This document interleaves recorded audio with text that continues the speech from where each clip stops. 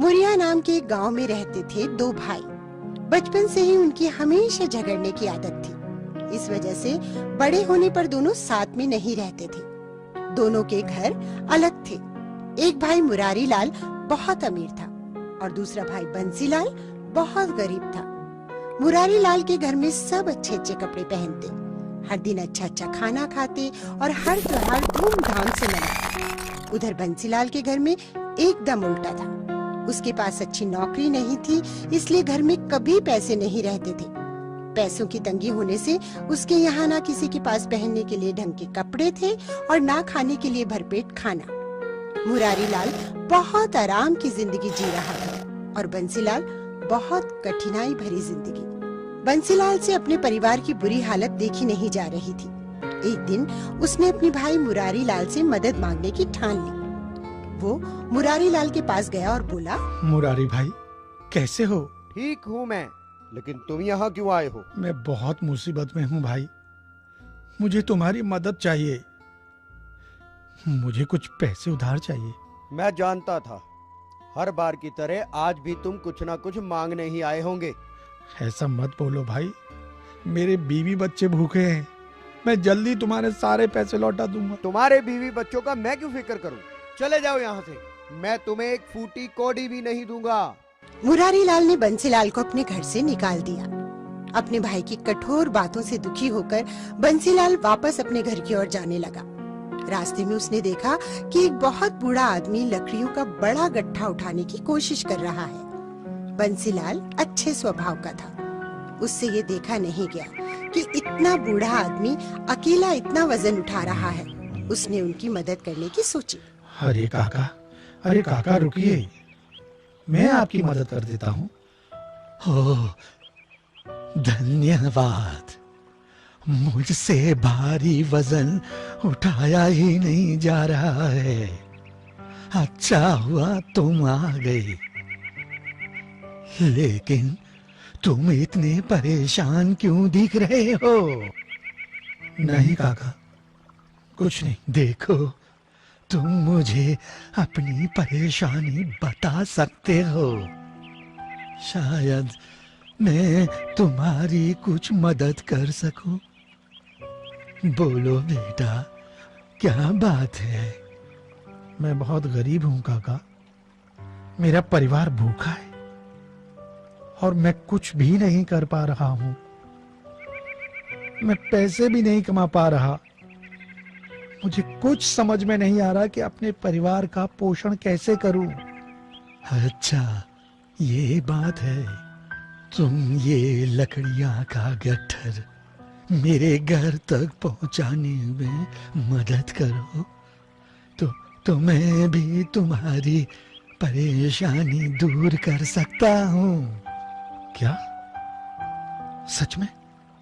चलिए, मैं आपकी मदद करूंगा। बंसीलाल ने वो भरा गट्ठर अपनी पीठ पे लादा और उस बूढ़े इंसान के पीछे पीछे उनके घर तक गया। इस गट्ठर को यहाँ रख दो बेटा। धन्यवाद। प्रभु तुम्हारी सारी परेशानियां दूर करे। फिर वो अपने घर से एक मीठी रोटी लाया और बंसीलाल को दे दी। इस रोटी को लेकर तुम जंगल में जाओ। काफी दूर जाने पर तुम्हें आलू बुखारे के 3 पेड़ दिखेंगे। उन पेड़ों के पीछे एक छोटा सा पहाड़ है और पहाड़ के ऊपर एक छोटी सी झोपड़ी। वहाँ 3 बौने रहते हैं और उन्हें मीठी रोटी बहुत पसंद है। उन्हें ये रोटी देकर बदले में तुम्हें उनसे पैसे नहीं, पत्थर की चक्की मांगनी है। बंसीलाल ने उनकी सारी बात बहुत ध्यान से सुनी और मीठी रोटी लेकर वो तुरंत जंगल की ओर निकल पड़ा। बहुत देर आगे चलने पर उसे आलू बुखारा के वो 3 पेड़ दिखे जो उस बूढ़े आदमी ने बताए थे। उन पेड़ों के फल बहुत मीठे और ताजे लग रहे थे। बंसीलाल का मन वहाँ कुछ देर रुककर फल खाकर आगे बढ़ने का हुआ, लेकिन वो उन बौनों के पास पहुँचने में देर नहीं करना चाहता था। उसने अपनी भूख को नजरअंदाज किया और आगे बढ़ता रहा। थोड़ा आगे बढ़ने पर उसे पहाड़ दिखा और उस पहाड़ के ऊपर एक छोटी सी झोपड़ी। झोपड़ी देखकर बंसीलाल खुश हो गया और एक नई फुर्ती के साथ वो आगे बढ़ने लगा। वो झोपड़ी के अंदर गया और उसने देखा वहाँ 3 बौने थे। बूढ़े आदमी की सारी बातें सच थी। वो पहले से ही मन उस बूढ़े आदमी का धन्यवाद करने लगा। बंसीलाल ने पहले कभी बौने नहीं देखे थे। उन्हें देखते ही वो थोड़ा उत्साहित हो गया। उनके हाव भाव, उनके कपड़े, उनकी टोपी आदि देखता ही रह गया। वो भूल गया कि वो किस काम के लिए आया था। लेकिन बौने उसे देखकर बहुत नाराज हो गए। लेकिन बंसीलाल अपने उत्साह में उनका गुस्सा देख ही नहीं पाया। अचानक बौना बोला, कौन हो तुम? अंदर कैसे आ गई?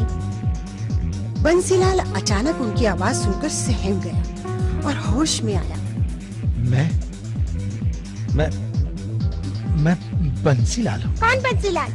हम किसी बंसीलाल को नहीं जानते। तुम जरूर कुछ चुराने आए हो। इसे पकड़ के बांध देना चाहिए। ये सुनते ही बंसीलाल डर गया और उसके हाथ से वो मीठी रोटी नीचे गिर गई।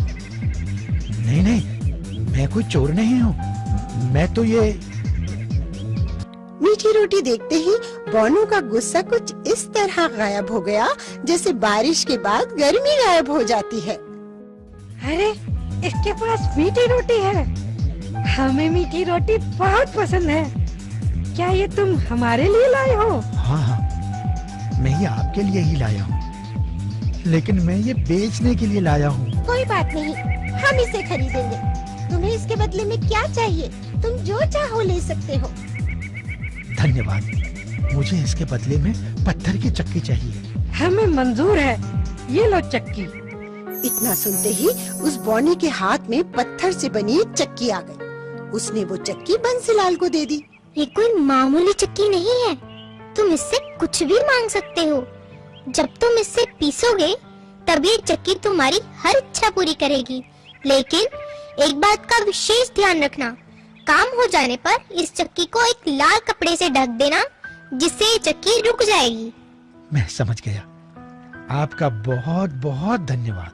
खुश होकर बंसीलाल वो चक्की लेकर अपने घर वापस आ गया। घर में उसके बच्चे और पत्नी का भूख से बुरा हाल था। उसने तुरंत जमीन पर एक कपड़ा बिछाया और चक्की को उस पर रखा। उसने अपनी बीवी से एक लाल कपड़ा लाने को कहा। वो चक्की को घुमाने लगा और चक्की, मुझे दाल दो चक्की।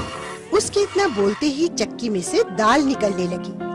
हांडी भर दाल मिलने के बाद उसने चक्की को लाल कपड़े से ढक दिया और उस चक्की ने दाल बनाना बंद कर दिया। फिर उसने उसी तरह चक्की से चावल मांगा और चक्की ने ढेर सारा चावल दिया।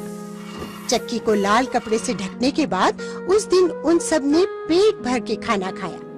वो अब हर दिन उस चक्की से नई नई चीजें मांगने लगा। कभी आटा, कभी चावल, कभी बाजरा, मसाले इत्यादि। चक्की उसे वो हर चीज देती गई जो वो मांगता गया। चक्की से मिली सारी वस्तुओं को वो बाजार में बेचने लगा। कुछ ही दिन में उसने बहुत सारे पैसे कमा लिए।